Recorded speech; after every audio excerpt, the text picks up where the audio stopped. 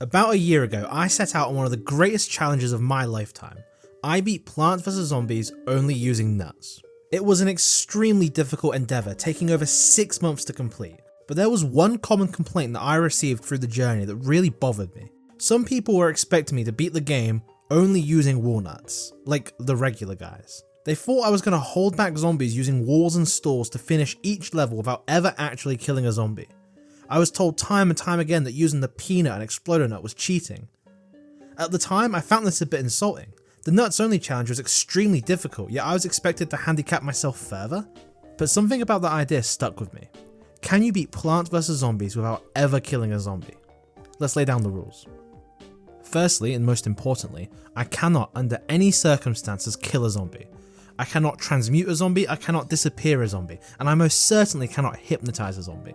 This naturally raises the question, how can you possibly beat a level? Well, just like a sunburnt stepdad 2 stellars deep asking himself what he should do with his sunny Saturday afternoon, the answer is obviously lawnmower. I didn't put the lawnmowers there, and I certainly didn't make the zombies walk into them. That's not murder, that's chicanery. No power-ups or purchased plant food is a given, but this next rule is very important. I can use any plant in the game, no limits whatsoever. I'm free to take any plant no matter how broken it is. That said, 99% of them are practically useless in a challenge like this, but I'm just a bit bored of challenges that are only using X plant, you know? And that's about it. Make sure you subscribe to stick around for the rest of this challenge, and without further ado, it's time to start the first ever Plant vs Zombies pacifist run. Thank you all for joining me for this. The very first day of this ambitious challenge goes as easy as you expect. Just a handful of nuts wearing down what little teeth these tutorial zombies have left. Stalling out the first couple of levels with just the walnut is exactly how the nut challenge went, which is a cool little mirror. I forgot that the lawnmowers respawn in these early stages, so we could have skipped them all.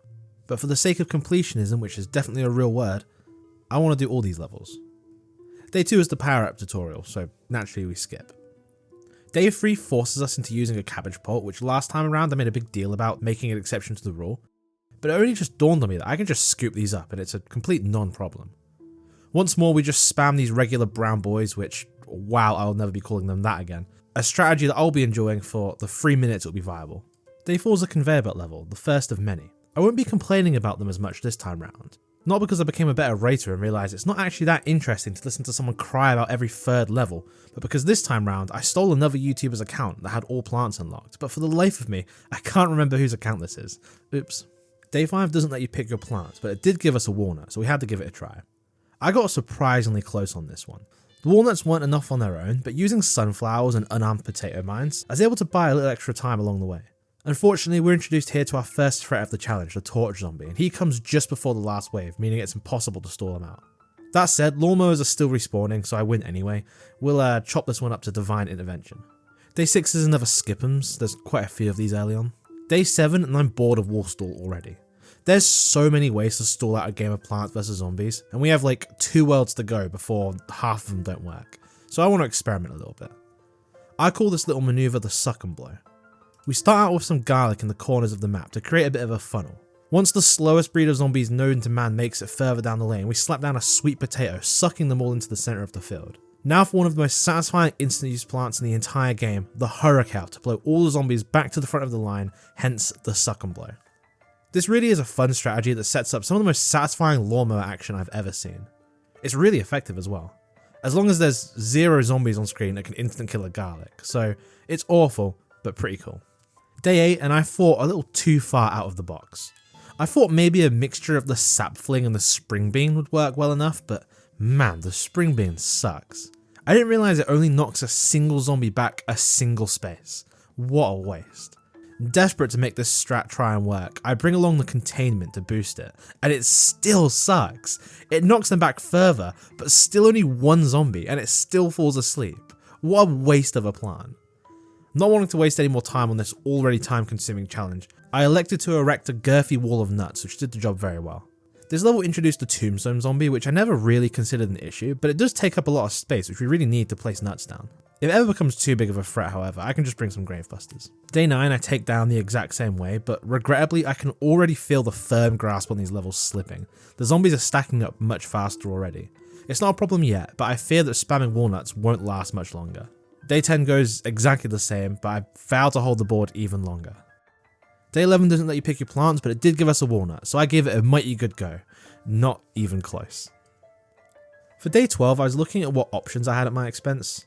I have a couple power combos to test out when it gets a bit more difficult, but I'd completely forgot about the solar tomato. I find sun collection a bit tedious on an emulator, so this could be a really good alternative to sunflowers. I also bought double hurricanes this level, but I was having so much fun just spamming the tomato that I didn't even use them till the very end. This will be an amazing addition to the toolbox.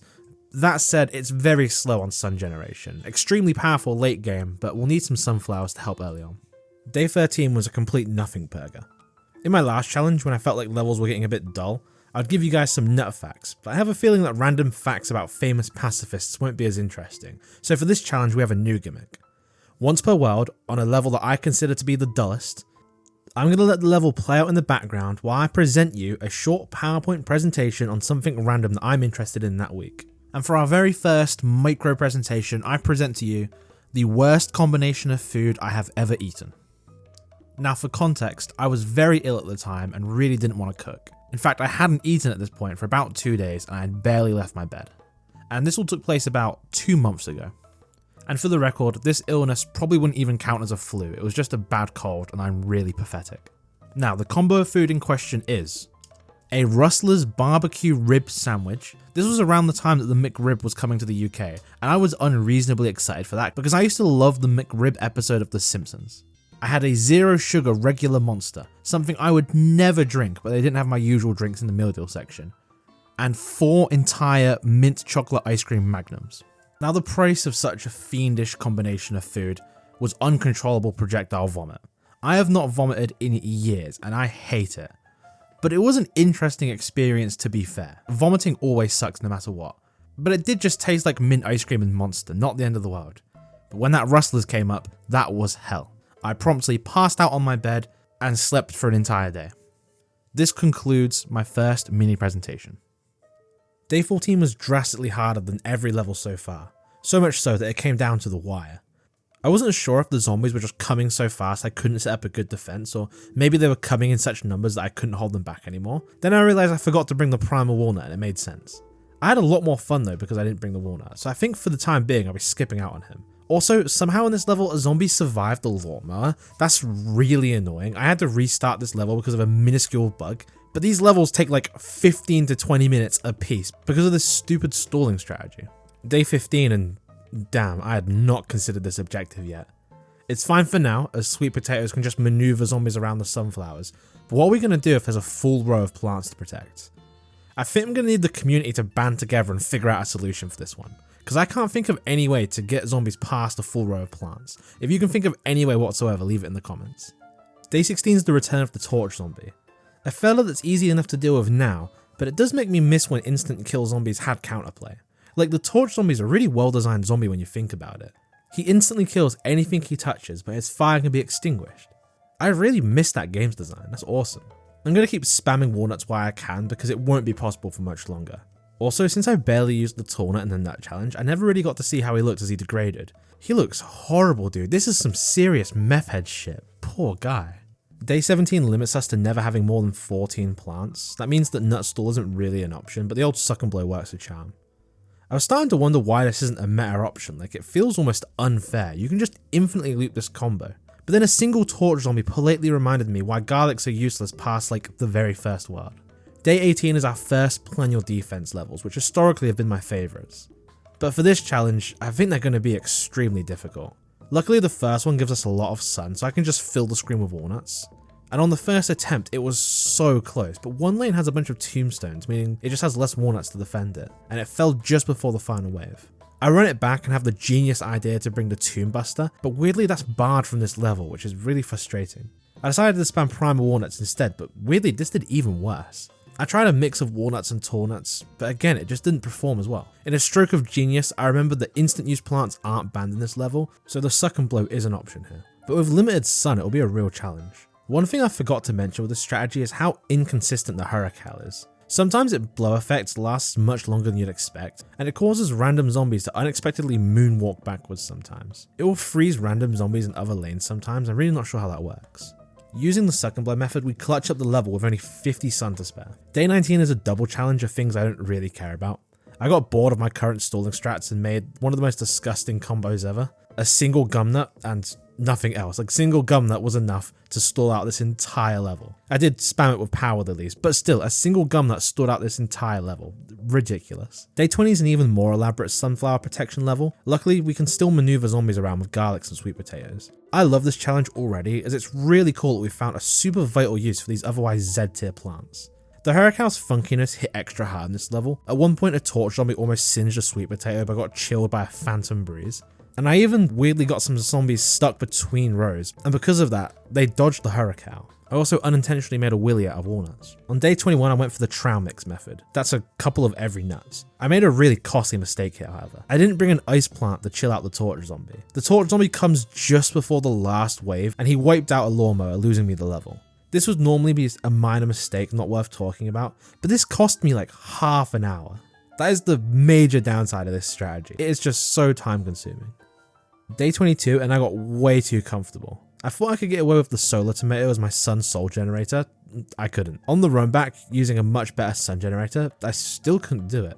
There's a lot more zombies this time round, and the nuts just can't hold off. The suck and blow did just fine, but even then it was close, and I almost got baited into letting a mower rip, thinking it was the end of the stage. I would have cried if I had to redo this one all over again. For day 23, I self-inflicted upon myself a little challenge, only using the brown nuts, as in only the 2 OG ones. This one got really close, but it was actually the regular sunflowers that gave in on this level. They just couldn't produce enough sun. Upon flicking through the seed catalog, I stumbled across a new MVP, Stallia. Like, I knew the plant existed, I just didn't think it would be too helpful. But what I was criminally undervaluing was how much she reduced the eating speed. It basically doubles the effectiveness of nuts for a short while. I've also been neglecting how strong the Hurricane is outside of the suck and blow.